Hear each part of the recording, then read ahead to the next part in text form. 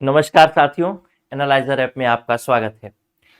आज ग्रामीण विकास के अंतर्गत एक दूसरे योजना पर बात करेंगे, जिस योजना का नाम है मुख्यमंत्री समग्र ग्रामीण विकास योजना। मुख्यमंत्री समग्र ग्रामीण विकास योजना, जैसा कि नाम से ही आपको विदित है कि जब ये समग्र ग्रामीण विकास की बात कर रहा है, अर्थात ग्रामीण विकास में आने के लिए, ग्रामीण विकास के लिए जितनी भी आवश्यकताएं होंगी, क्योंकि समग्र शब्द अपने आप में ही एक बड़ा शब्द है और बड़ा शब्द वो संजोए हुए है बहुत सारी चीजों को। यानी ग्रामीण विकास के क्षेत्र में जितनी भी आवश्यकताएं हैं, ग्रामीण विकास के क्षेत्र में जितनी भी आवश्यकताएं हैं, उन आवश्यकताओं यानी उन विकास कार्यों को पूरा करने के लिए मुख्यमंत्री समग्र ग्रामीण विकास योजना लाया गया। हालांकि ये योजना कोई नई योजना नहीं थी। ये योजना पुरानी 4 योजनाओं को मिला करके एक योजना बनाई गई, जिसका नाम दिया गया मुख्यमंत्री समग्र ग्रामीण विकास योजना।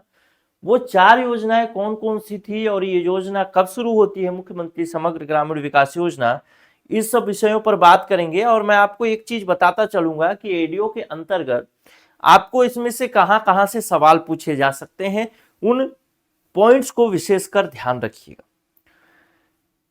चलिए, सबसे पहली बात कि मुख्यमंत्री समग्र ग्रामीण विकास योजना की बात करूं तो मुख्यमंत्री समग्र ग्रामीण विकास योजना मुख्य रूप से फोकस करता है कहां? ग्रामीण क्षेत्रों को ही फोकस करता है। जैसा कि नाम से विदित है कि ग्रामीण विकास योजना है तो ग्रामीण क्षेत्रों को फोकस करेगा। यानी इस योजना के अंतर्गत जो भी लाभ प्राप्त होंगे वो लाभ हमेशा ग्रामीण क्षेत्रों के लिए प्राप्त होंगे, शहरी क्षेत्रों के लिए नहीं होंगे।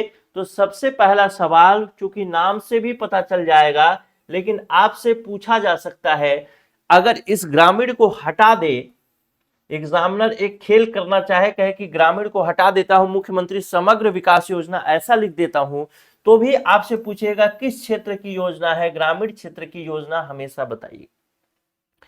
ये योजना ग्रामीण क्षेत्रों के लिए तो लाई गई, लेकिन ग्रामीण क्षेत्र में किस प्रकार के विकास कार्यों को प्रोत्साहित करने के लिए या किस प्रकार के विकास कार्यों को बढ़ावा देने के लिए योजना लाई गई, उस विषय पर अगर मैं बात करूं तो ग्रामीण क्षेत्रों की जो भी मूलभूत और मौलिक आवश्यकताएं होती हैं या मौलिक सुविधाएं होती हैं, उन मौलिक सुविधाओं को देने के लिए यह योजना लाई गई। किस प्रकार की मौलिक सुविधाएं हो सकती हैं?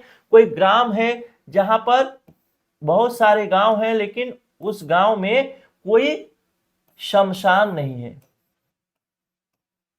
या गांव है, गांव में अच्छी तरीके की नाली की व्यवस्था नहीं है, गांव है, गांव में अच्छा कंक्रीट का सड़क नहीं है जिसको आप सीसी रोड बोलते हैं, तो ऐसी योजनाएं किसके अंतर्गत या फिर ऐसे कार्य किसके अंतर्गत किए जा सकते हैं? मुख्यमंत्री समग्र ग्रामीण विकास योजना के अंतर्गत किए जा सकते हैं।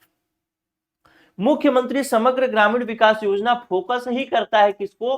ग्रामीण क्षेत्रों को। और ग्रामीण क्षेत्रों में जो भी मूलभूत आवश्यकताएं, जैसे बिजली हो गया, पानी हो गया, या फिर सड़क निर्माण हो गया, नाली निर्माण हो गया, शेड का निर्माण हो गया, दुकानों का निर्माण हो गया, मिनी स्टेडियम, मुख्य रूप से मुख्यमंत्री समग्र ग्रामीण विकास योजना कहना क्या चाहता है? कहना यह चाहता है कि जैसा शहरी क्षेत्र है ना, शहरी क्षेत्र में जो भी सुविधा है उसी तरीके की सुविधा हम मुख्यमंत्री समग्र ग्रामीण विकास योजना के तहत ग्रामीण क्षेत्र में देना चाहते हैं। अगर इसका मर्म समझें तो, अगर इसका सार समझें तो सार ये कहना चाहता है कि जो भी शहरी क्षेत्र है, शहरी क्षेत्र में जो भी सुविधाएं हैं, अब वो सुविधाओं के नाम आपसे पूछेगा तो आप देख सकते हैं, सोच सकते हैं कि शहरी क्षेत्र में नाली होता है, पानी होता है, बिजली होता है, सड़क होता है, सीसी रोड होता है, शेड निर्माण होता है, ये सब चीजें होती हैं।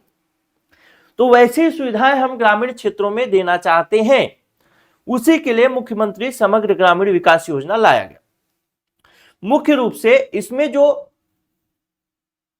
निर्माण कार्य होते हैं वो अधोसंरचना निर्माण कार्य होते हैं, यानी स्ट्रक्चर बेस्ड निर्माण कार्य होते हैं। जैसे तालाब की खुदाई इसमें नहीं होगी, लेकिन कहीं शेड बनाना है, शमशान बनाना है, मतलब कुल मिला के इसमें निर्माण कार्य होता है, खनन कार्य संभवतः इसमें नहीं होता है। खनन कार्य भी होगा तो उसमें कुछ स्ट्रक्चर बनाया जाएगा तब होगा। अधोसंरचना निर्माण की बात करता है। अब यहां से तो आपको एक चीज महत्वपूर्ण बात आपको समझ में आ गई होगी कि ग्रामीण क्षेत्रों की योजना है और ग्रामीण क्षेत्र में जो मूलभूत और मौलिक सुविधाएं हैं उन सुविधाओं को कराने की बात करता है। ये तो आपको पता ही होना चाहिए कि इसका उद्देश्य क्या है। दूसरा बात जहां से आपसे सवाल पूछेगा वो पूछ सकता है या फिर पूछेगा कि ये जो मुख्यमंत्री समग्र ग्रामीण विकास योजना है ना, ये मुख्यमंत्री समग्र ग्रामीण विकास योजना पहले से चल रही 4 योजनाओं को बंद करके या 4 योजनाओं को समाहित करके एकीकृत करके लाया गया। अब वो 4 योजनाएं जो एकीकृत की गई, जिन 4 योजनाओं को एक तरीके से बंद कर दिया गया और उसके जगह पे मुख्यमंत्री समग्र ग्रामीण विकास योजना लाया गया, वो कौन कौन सी योजनाएं थी तो आप बताएंगे। पहला योजना जो था मुख्यमंत्री ग्राम उत्कर्ष योजना, दूसरा योजना जो था छत्तीसगढ़ ग्रामीण निर्माण योजना, तीसरा योजना जो था ग्राम विकास योजना और चौथा योजना था छत्तीसगढ़ गौरव एवं हमारा छत्तीसगढ़ योजना। ये 4 योजनाएं बंद की गई, ये चारों योजनाओं को एकीकृत कर दिया गया और एकीकृत करके ये योजना लाई गई, मुख्यमंत्री समग्र ग्रामीण विकास योजना। ठीक है, आपसे इसमें से सवाल कुछ इस तरीके से भी पूछ सकता है कि मुख्यमंत्री समग्र ग्रामीण विकास योजना से पहले कौन सी योजना थी जो इसमें शामिल नहीं की गई। उसमें एक और योजना का नाम दे देगा, चाहे कुछ अलग तरीके से। मुख्य रूप से 4 तो आपको याद रखने, और 4 ही थे। ठीक, यह योजना शुरू होती है 2014-15 से, जो वित्तीय वर्ष 2014-15 था वहां से शुरू होती है और फिर ये योजना आगे चलती रहती है। अब इस योजना के बारे में और भी बातें देखें। प्रमुख प्रावधान क्या है, तो प्रमुख प्रावधान के अंतर्गत सबसे महत्वपूर्ण बात इस योजना की मेरे को जो लगी, जो आपको याद भी रखना चाहिए, कि सबसे पहला बात कि इस योजना के अंतर्गत, मुख्यमंत्री समग्र ग्रामीण विकास योजना के अंतर्गत जितनी भी राशि लगेगी, जितनी भी राशि लगेगी, जितना भी मूल्य लगेगा, जितना भी पैसा लगेगा, पैसा किस लिए लगेगा, पैसा इसलिए लगेगा कि वही जो निर्माण कार्य करना है ना, उस निर्माण कार्य को करने के लिए पैसा चाहिए। शेड बनाना है किसी गांव में तो पैसा चाहिए, सीसी रोड बनाना है तो पैसा चाहिए। उस पैसा का पूरा पूरा वहन कौन करेगा, स्टेट गवर्नमेंट करेगा, राज्य सरकार करेगा। यानी 100% भागीदारी किसकी होगी, राज्य सरकार की होगी। किसी प्रकार से कहीं और से पैसा नहीं लिया जाएगा, जो भी पैसा देगा राज्य सरकार ही देगा, 100% राशि उपलब्ध कराई जाएगी। और सबसे महत्वपूर्ण बात, ये तो ठीक है, एक बात तो आपको समझ में आ गई। दूसरी बात यह है कि राज्य सरकार जब पैसा देगी तो कैसे पैसा देगी। ठीक, तो राज्य सरकार पैसा देगी तो कैसे देगी, तो जैसे राज्य सरकार, अगर मैं बोलूं मुख्यालय कहां है, रायपुर में है, तो रायपुर से पैसा चलेगा और जाएगा कहां, जिला पंचायत में।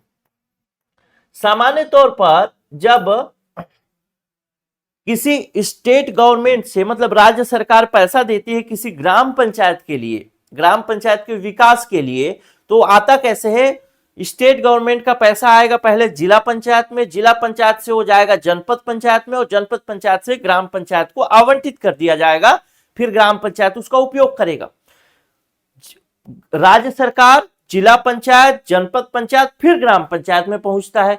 लेकिन इस केस में ऐसा नहीं है, राज्य सरकार जो देगी, स्टेट गवर्नमेंट जो पैसा देगी जिला पंचायत को देगी, और जिला पंचायत का जो सीईओ होगा, जिसको चीफ एग्जीक्यूटिव ऑफिसर बोलेंगे, जिला पंचायत सीईओ, जिसको जिला सीईओ बोलते हैं, वो जिला सीईओ सीधे सीधे इस पैसा को किसको दे देगा, ग्राम पंचायत को दे देगा। जो ग्राम पंचायत को इसकी रिक्वायरमेंट होगी, जो भी प्रशासकीय कार्यवाही होंगी, उस कार्यवाही को पूरा करने के लिए, करने के बाद मुख्य रूप से इस पॉइंट में प्रमुख प्रावधान के अंतर्गत आपको एक महत्वपूर्ण बात याद रखना है, जो कभी भी आप फंस सकते हैं।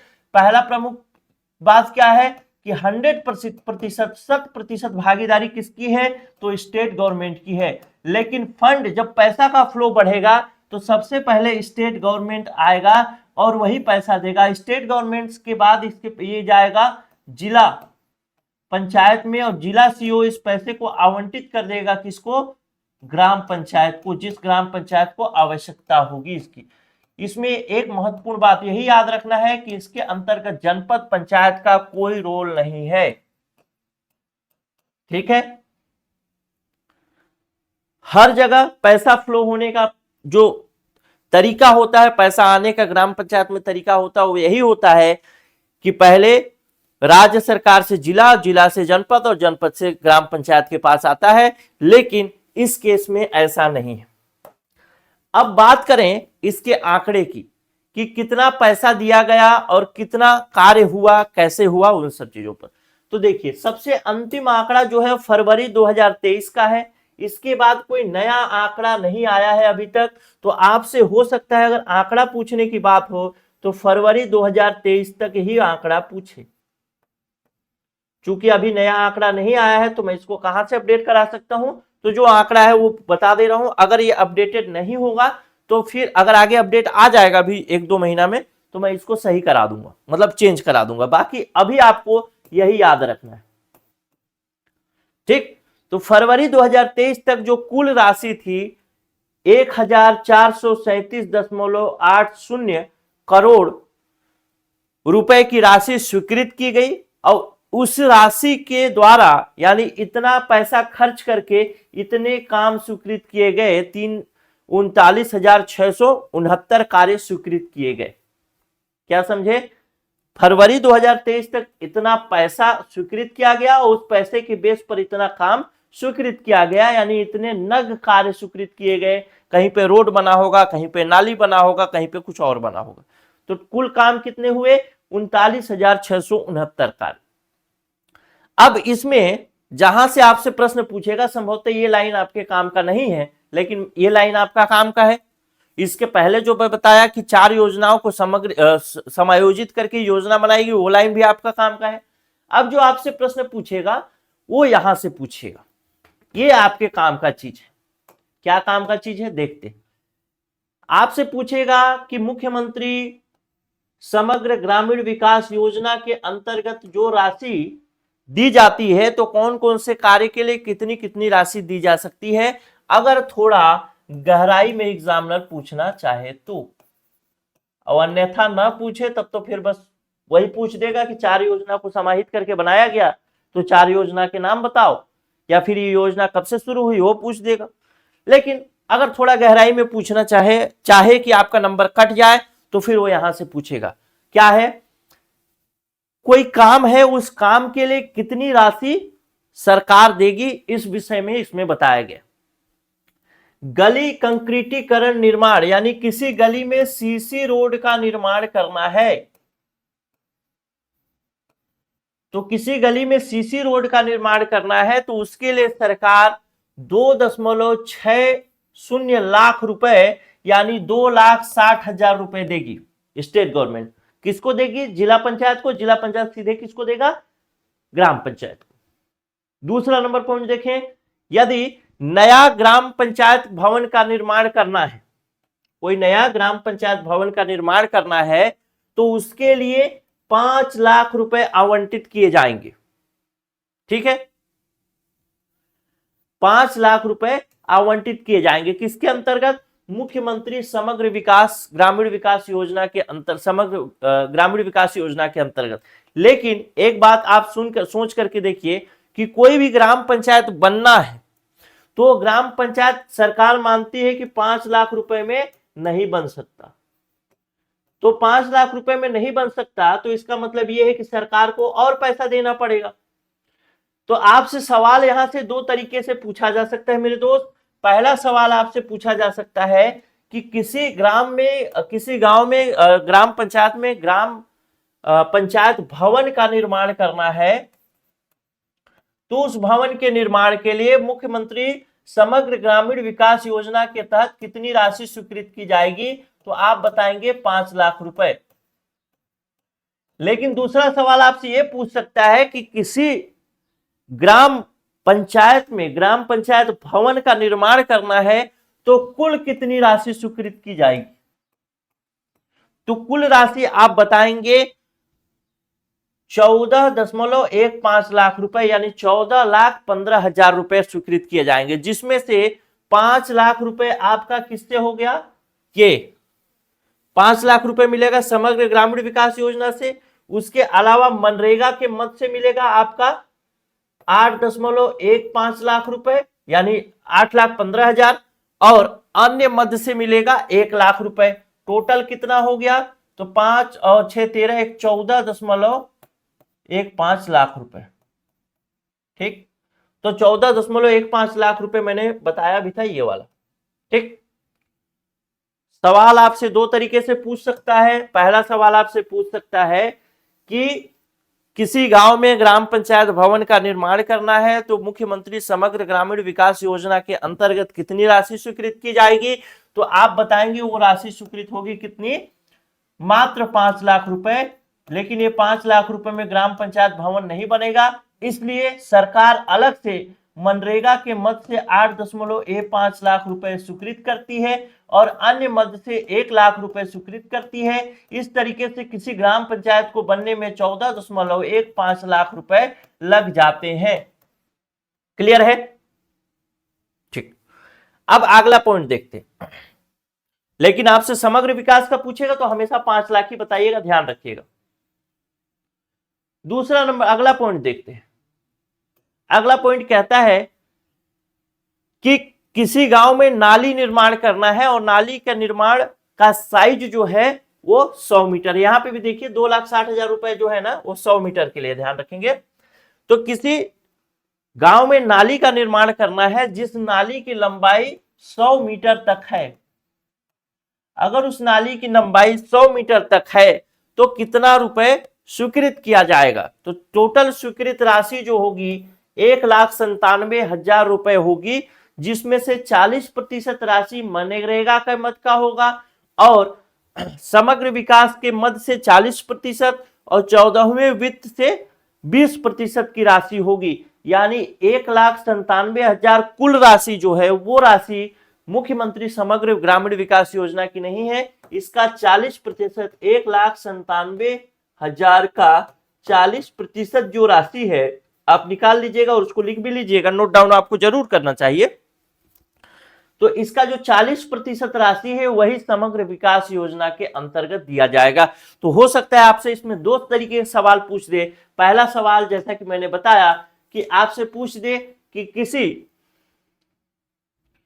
किसी गांव में नाली का निर्माण करना है तो कुल कितनी राशि दी जाएगी, या फिर किसी गांव में नाली का निर्माण करना है तो मुख्यमंत्री ग्रामीण समग्र विकास योजना के अंतर्गत कितनी राशि दी जाएगी। तो आप बोलेंगे कि 1.97 लाख रुपए का 40%। अब आप इसको निकालते रहिएगा, जितना भी होगा इतना राशि जो होगा मुख्यमंत्री समग्र ग्रामीण विकास योजना के अंतर्गत दिया जाएगा। ठीक, और बाकी इतना ही राशि, लेकिन इतना में जो है वो बनेगा नहीं। इसका जो राशि निकलेगा उतना में नाली नहीं बन सकता।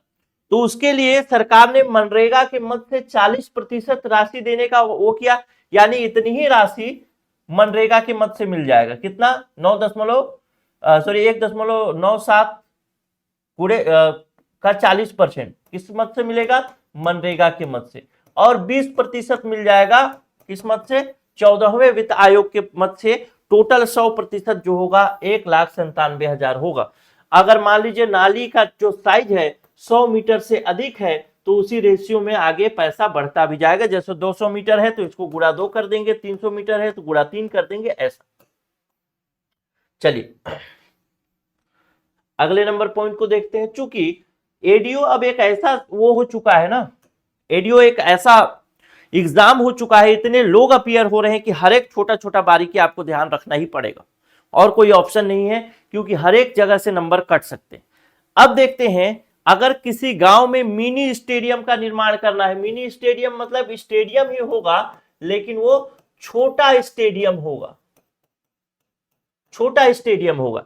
जब छोटा स्टेडियम का निर्माण करना है तो उसमें जो मुख्यमंत्री समग्र ग्रामीण विकास योजना है उसके अंतर्गत 31.6 लाख रुपए प्राप्त होंगे।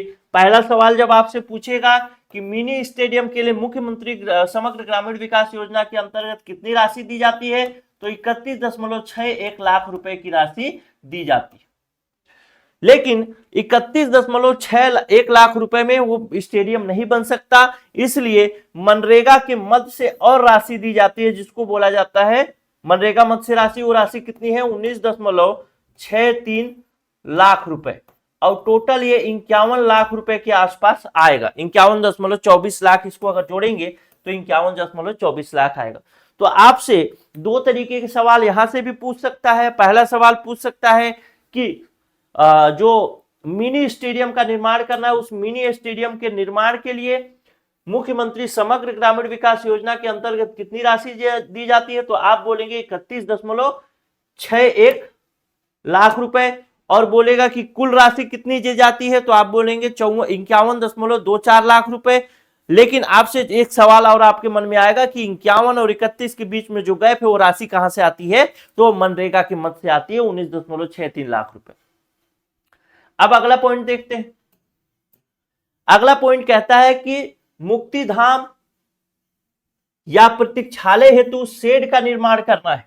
मुक्तिधाम समझ रहे हैं ना, जिसको आप शमशान कहते हैं, वहां पे शेड का निर्माण करना है। जैसे आदमी कोई मर गया, अब उसको जलाने के लिए ले जा रहे हो, जलाने के लिए रख दिए, पानी बरस गया तो कैसे जलेगा, इसलिए उसमें एक छाया बन जाए, शेड बन जाए, वैसा शेड का निर्माण करना है। तो उसके लिए 4.79 लाख रुपए स्वीकृत किए जाते हैं। आंगनबाड़ी भवन बनाना है, जिसमें कि बाउंड्री वॉल यानी उसका बाउंड्री भी बनेगा, जिसका घेरावा भी बनेगा, घेरावा, बाउंड्री वॉल तो ऐसे समझ गए होंगे। उसके लिए 6 लाख रुपए स्वीकृत किए जाते हैं। अगर उचित मूल्य का दुकान बनाना है, पीडीएस शॉप बनाना है, तो 7 लाख रुपए समग्र विकास योजना के अंतर्गत। कांजी हाउस निर्माण करना है तो 3.22 लाख रुपए, यानी 3,22,000। कांजी हाउस क्या होता है, किसी को पता है क्या? कई लोग अब बड़े हो गए हैं तो अब उनको मतलब क्या बोल रहा था, कई लोग अब शहरों में आ गए हैं, तो शहरों में आने के बाद कांजी हाउस के बारे में पता नहीं कि कांजी हाउस क्या होता है। अब वैसे भी कांजी हाउस का कंसेप्ट लगभग खत्म होता जा रहा है। कांजी हाउस क्या होता है उसके बारे में थोड़ा सा बता देता हूं। कांजी हाउस एक्चुअल में पशुओं के रहने का स्थान होता है। होता क्या था कि जब पहले खेती होता था तो खेती में कोई आवारा पशु आ गया और आवारा पशु आकर के उस खेती को चर गया। अब उस पशु के मालिक को ढूंढने की कोशिश की जा रही है, लेकिन उसका मालिक मिल नहीं रहा है। अब उस पशु को जो खेत का मालिक है, जिसका अनाज वो चर गया है, जिसका फसल वो चर गया पशु, वो क्या करेगा, तो वो ले जाकर के एक हाउस होता था जिसको बोला जाता था कांजी हाउस, और उसी कांजी हाउस में वो बता देगा कि मतलब एक तरीके से वो कांजी हाउस क्या है, पशुओं का जेल है, कि इस पशु ने अपराध किया है, इसके लिए इसको कहां रखा जाए, कांजी हाउस में रखा जाए। ठीक है, तो कांजी हाउस में ले जाके छोड़ देता। जब उस पशु मालिक को पता चलेगा जिसका वो पशु था, तो वो कहां जाएगा, कांजी हाउस जाएगा। कांजी हाउस वाला बोलेगा कि तुमको इसके लिए क्या करना पड़ेगा, फाइन भरना पड़ेगा, फाइन भरिए, फिर मैं आपका पशु जो है आपको वापस कर सकता हूं। तो फाइन भरेगा, फिर फाइन भर के कांजी हाउस से छुड़ा करके अपना पशु ले आएगा। तो कुल मिला के आवारा पशुओं के समाधान के लिए कांजी हाउस की व्यवस्था थी, अब ये थोड़ा कम होता जा रहा है। ठीक है, चलिए अगला नंबर पॉइंट देखें। सामुदायिक निर्माण भवन निर्माण करना है तो 6.50 लाख रुपए, 50,000। अगर कोई व्यावसायिक परिसर का निर्माण करना है जिसमें 5 दुकानें, 50 मीटर नाली एवं 50 मीटर का सीसी रोड है, तो उसके लिए 8.92 लाख रुपए स्वीकृत होंगे। तालाब का सौंदर्यीकरण करना है तो 2 लाख रुपए। विद्युत विहीन ग्राम पंचायत भवनों में सोलर प्लांट लगाना है तो 1.52 लाख रुपए। अटल समरसता भवन बनाना है तो 19.39 लाख रुपए। और चौक का सौंदर्यीकरण निर्माण करना है, सौंदर्यीकरण करना है तो 1.30 रुपए दिया जाएगा। अब देख लेते हैं कार्य का अनुशंसा और क्रियान्वयन कैसे होता है। ये सब चीजें तो मैं आपको बता चुका। ठीक, तो ये डेटा आपको जरूर याद रखना है। अगर आपसे डीप में प्रश्न पूछा कौन कौन से भाग से, जैसे ग्राम पंचायत का ही पूछ दिया कितनी राशि, या फिर मुख्यमंत्री समग्र ग्रामीण विकास योजना के अंतर्गत कितनी राशि, कुल कितनी राशि दी जाती है, तो यहाँ पे फंसना नहीं। अब देखते हैं योजना का क्रियान्वयन कैसे होता है, अनुशंसा और क्रियान्वयन। तो अनुशंसा और क्रियान्वयन की प्रक्रिया क्या है, उन सब विषयों पर बात करेंगे। सबसे पहली बात तो एक महत्वपूर्ण बात आपको ध्यान रखना है कि एक जो ग्राम पंचायत है, उस ग्राम पंचायत को मुख्यमंत्री समग्र विकास ग्रामीण विकास योजना के अंतर्गत जो राशि दी जाएगी वो राशि हमेशा 20 लाख रुपए तक ही होगी, 20 लाख से ऊपर नहीं होगी। मतलब कहना यह चाहता है कि मुख्यमंत्री समग्र ग्रामीण विकास योजना के अंतर्गत प्रत्येक ग्राम पंचायत को विकास कार्यों के लिए अधिकतम 20 लाख रुपए की राशि दी जा सकती है। लेकिन हमने अभी देखा कि अगर हमको कहीं पर मिनी स्टेडियम बनाना है,